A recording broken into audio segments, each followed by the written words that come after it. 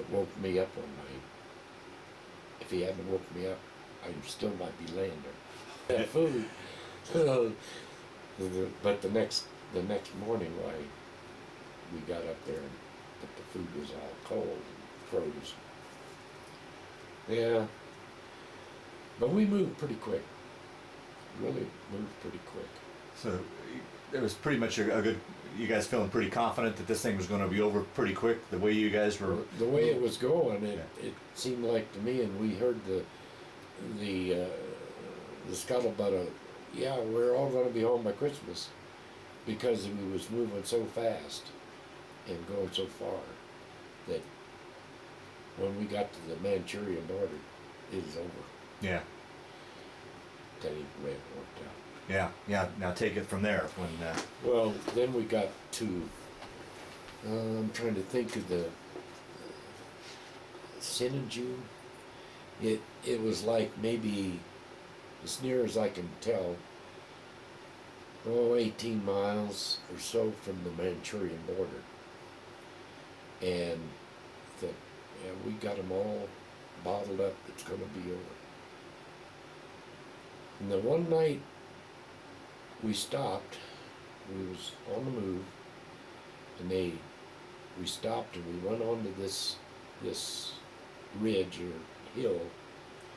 We set the 75 up, and nothing was going on. It was quiet. Most of us went into our sleeping bags except for the guards. And this is the morning or the night that they first hit us. And I jumped out of my bag, and this other guy, he was a white guy, he said, we got to get this gun off this hill. It was a 75 recross. And me and him dragged that gun by ourselves down the hill. which normally 4 people would take to drag down. Normally, that's what's carried, 2 in the front, 2 in the back. And me and him dragged that down the hill and throwed it in a 3/4 ton truck. And we looked out off the top of that ridge of that hill, and there was some tanks on this dry riverbed. And it seemed like there was 4 or 5 tanks. But we could see these swarms of figures going into these tanks. And I'm assuming they were Chinese. No, jeez. Just swarms of them.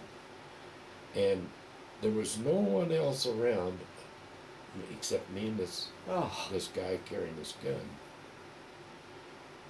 And they said, well, we got to get out of here. Everybody else was gone except for me and him. So he drove the truck and I got in the back. And we started down the road. And before we got to the crossing of the riverbed there, we had a truckload of guys that was laying in the truck. We went across the river and on, because you say, which way? You go south. What was we going to do? I mean, there was just me and him at the beginning. I mean, we didn't stay around and say, well, let's see, let's get into this. You know? Yeah. So we went on south, and we came to an artillery outfit, and we got something to eat at that artillery outfit. And the rest of our company, nobody knows where they were. We don't know where they were. It's just like they disappeared, except for me and him. Even the black guy that woke me up, I never saw him again. That was the guy that was the night that he. Okay. He woke me up, and I never saw that guy again. Really? His name was Foster. Never saw him again. But that was when they first hit us in late November, and we just kept pushing us back. From then on back. No more forward, it was all backward. And we were so disorientated and disbanded that there was no organization at all. And yeah. crazy. How soon after that did you finally link up with the rest of your company then? Or? Oh, it didn't seem like it was all that long. A couple days of moving, and then they have as you go down the road, you'll see a sign that says 2nd Division, 9th Regiment, 23rd Regiment, a sign off the side of the road where as you come out of there and get out, there's places to reorganize.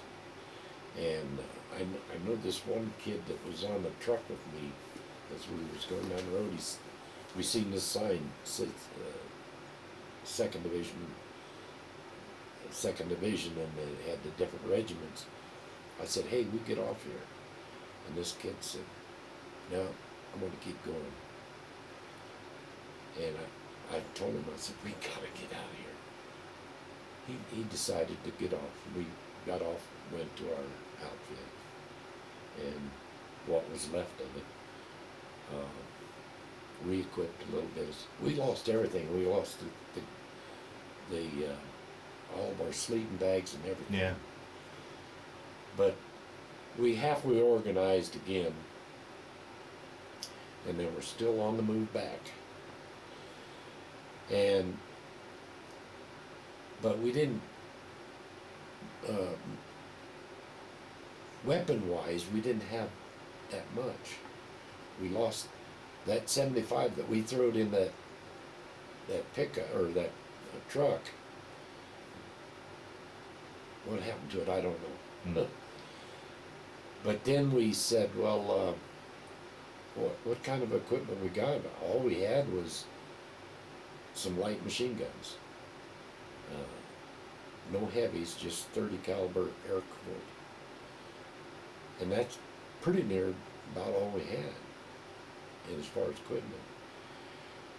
And so then when we kept going back and back and back, that's when we run into the ambush.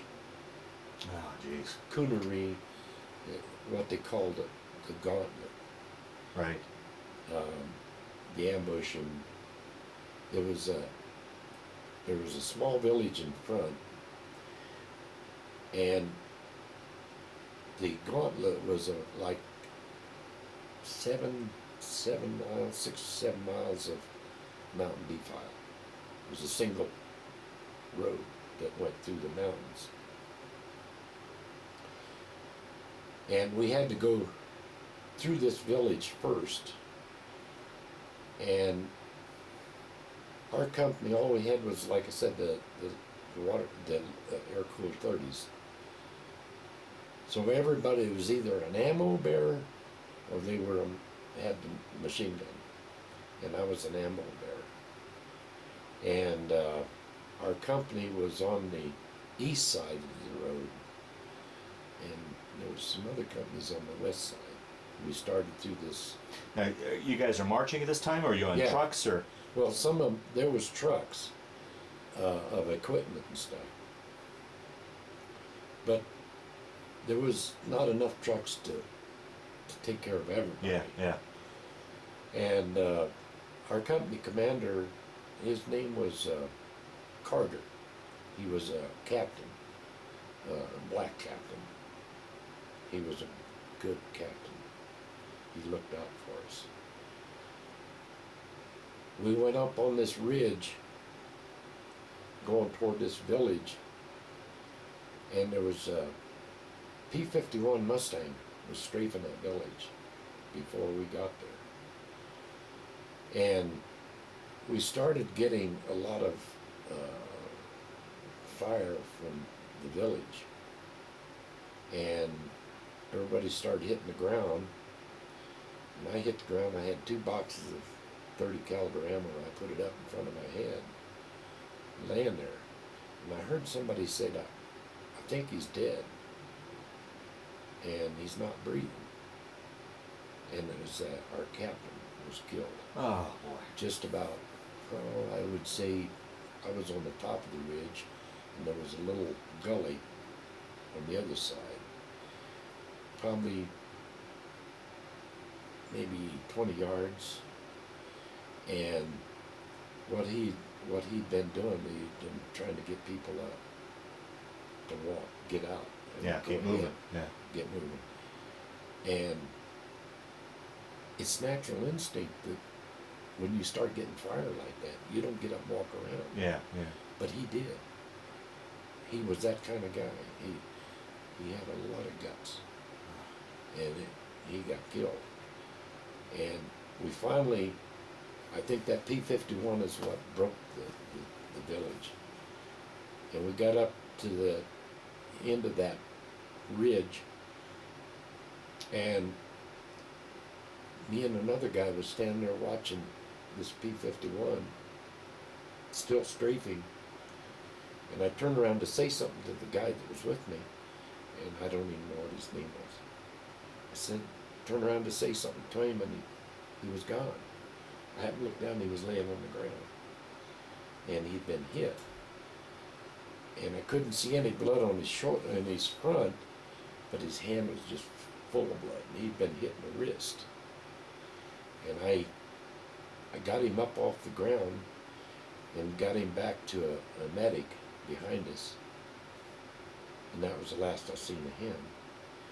And I went on, and a friend of mine had caught 3 Chinese and disarmed them and caught them, captured them. And we was right next to the road where the trucks and stuff were going through the ambush. And he said, what am I going to do with these guys? And I think in unison everybody said, well, you're not going to get them on them trucks. Yeah. And one guy said, well, if you turn them loose, who knows what they're going to do. Right, sure. And the guy took and shot him, killed all 3 of them. Wow. But he was never the same after that. I saw him a few months after that. He was in another company, but we were together. And he was a type of guy that was always singing, making jokes, and always jolly. And after he'd done that, he was never the same after that. Mm. He just, like he was in a shell. And often thought, what would I have done? Yeah, right, right. I'm glad that he caught him instead of me. Yeah. But I wouldn't. Yeah, you didn't have a whole lot of choices. I mean, you just... Yeah, it was either turn him loose or try to get him on a truck, and that was no option. Right, right. So he shot him. And then we got into the ambush, the gauntlet. I got on a tongue of a truck pulling the trailer, and I got on that and we started through the gauntlet, and they'd hit the first vehicle way up in there someplace, and then the convoy'd stop, and they'd either shove it off or whatever, and then it'd move a little more, and then it'd stop, and move a little more, and then it'd stop.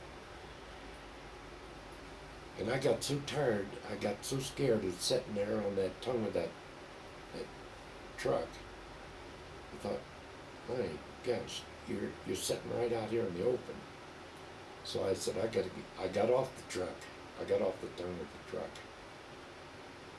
and run down the road beside the trucks, and there was this black guy laying in the middle of the road.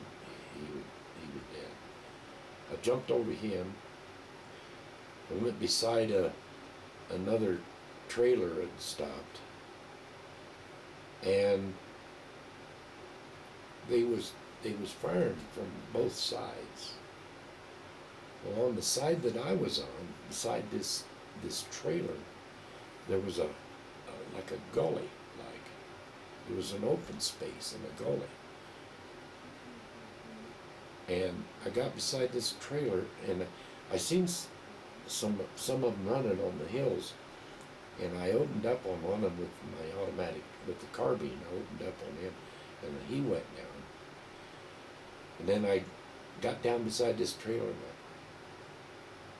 you talk about praying. I was really praying Mm. hard. Mm. And I thought, oh man, we're never going to get out of here. But I seen guys going down into this gully, right to my left and back. They was filing down into this gully. I thought, well, what's happening to these guys when they're getting down in there? There was no way to tell. And I thought, man, they could be getting down there and they knocking them off. And I got to praying and praying and praying, and something, and I'm not ashamed to say it, I prayed hard. Something told me that it's okay, go down in there. I went down in there with the rest of them, went down a good ways and out and back around, went around the gauntlet. I'll be darned, huh? The British was on the other side of the ambush. They was on the other side with tanks. They was supposed to come up halfway and meet us. They didn't. They sat down the other way. And there was a lot of guys laying in ditches up there in there. I don't know how they ever got out. And if I understand right, the weather was too bad to get air support in. Is that right? You didn't have. No, Yeah. the P-51s was. Oh, were they? They was strafing them. Oh, okay. Them ridges, and they strafed that village. And that's the only plane I saw was the P-51. They used the P-51, they used the propeller plane because they could go slower Mm-hmm. and get lower to the ground than a jet like they could go. That P-51 was doing its job. But there was so many in there, and I can't remember what they said. There was like 1 or 2 divisions in this 8-mile ambush. And I just thank God I didn't have to go all the way through it. Yeah. Or try to go through it, because a lot of them didn't make it. Wow. Wow. I got out because of that, them going down there. For some reason or other, the Chinese didn't have anybody beyond that defile. I don't know.